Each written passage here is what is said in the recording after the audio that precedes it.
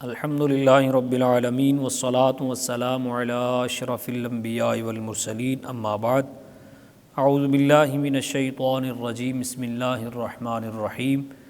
معزز سامعین و حاضرین و ناظرین، آج آپ سورہ توبہ کی آیت نمبر 61 سے ترجمہ اور مختصر تفسیر سماعت کریں گے۔ اس آیت کے اندر شان رسالت میں نازیبا الفاظ کہنے پر منافقین کو جواب دیا گیا ہے۔ فرمایا وَمِنْهُمُ الَّذِينَ يُؤْذُونَ النَّبِيَّ وَيَقُولُونَ هُوَ أُذُنٌ قُلْ أُذُنُ خَيْرٍ لَكُمْ يُؤْمِنُ بِاللَّهِ وَيُؤْمِنُ لِلْمُؤْمِنِينَ وَرَحْمَةٌ لِلَّذِينَ آمَنُوا مِنْكُمْ وَالَّذِينَ يُؤْذُونَ رَسُولَ اللَّهِ لَهُمْ عَذَابٌ أَلِيمٌ۔ فرمایا اور ان میں سے کچھ وہ ہیں جو نبی کو ایذا دیتے ہیں اور کہتے ہیں وہ تو کان ہیں۔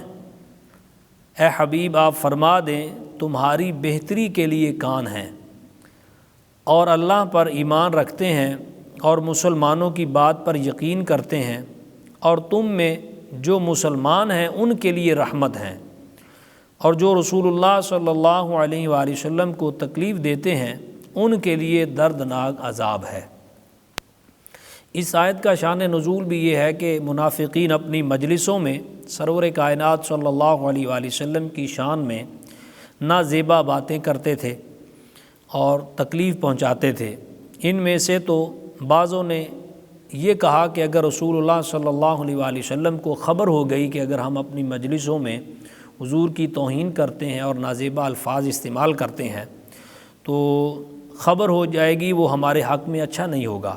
تو ان میں سے جلاس بن سوید وہ منافق تھا، اس نے کہا ہم جو چاہیں کہیں، جب ہم حضور کی بارگاہ میں جاتے ہیں تو ہم مکر جاتے ہیں، ہم قسم کھائیں گے تو وہ تو مان جائیں گے، وہ تو صرف کان ہیں، یعنی وہ سنتے ہیں کچھ کہتے نہیں ہیں ہمیں، یعنی وہ صرف کان ہیں۔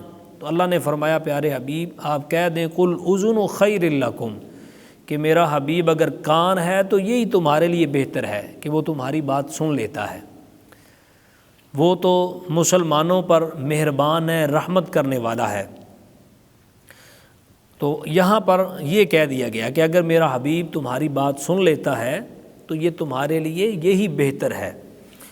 اور آگے فرما دیا کہ جو رسول اللہ کو ایذا دیتے ہیں ان کے لیے دردناک عذاب ہے، یعنی جو سرور دو عالم صلی اللہ علیہ وسلم کو ایذا دیتا ہے یعنی وہ کفر ہے، کیونکہ کافروں کے لیے دردناک عذاب کی خوشخبریاں اور وعیدیں سنائی گئی ہیں۔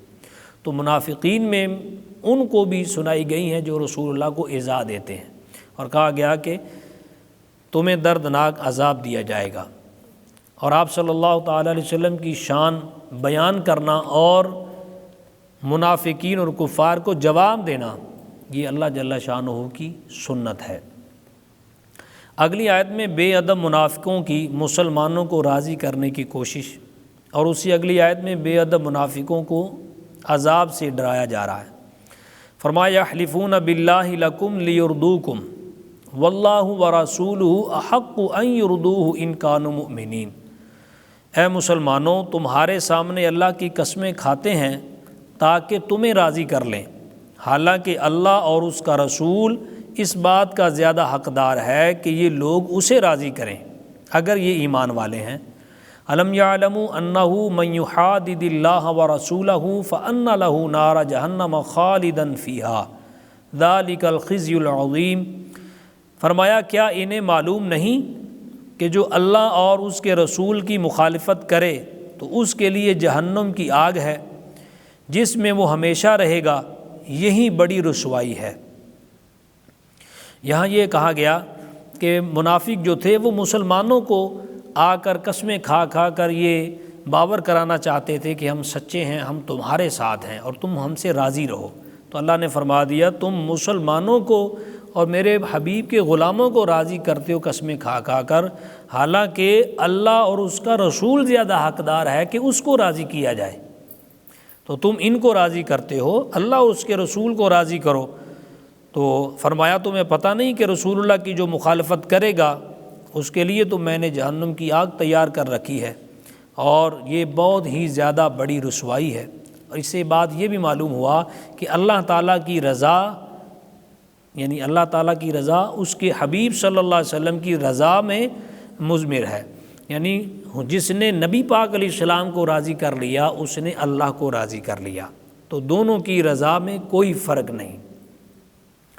اس لیے تو امام اہل سنت فرماتے ہیں خدا کی رضا چاہتے ہیں دو عالم، خدا چاہتا ہے رضائے محمد صلی اللہ علیہ وآلہ وسلم۔ اللہ تعالیٰ ہم سب کو قرآن مجید کا نور نصیب فرمائے۔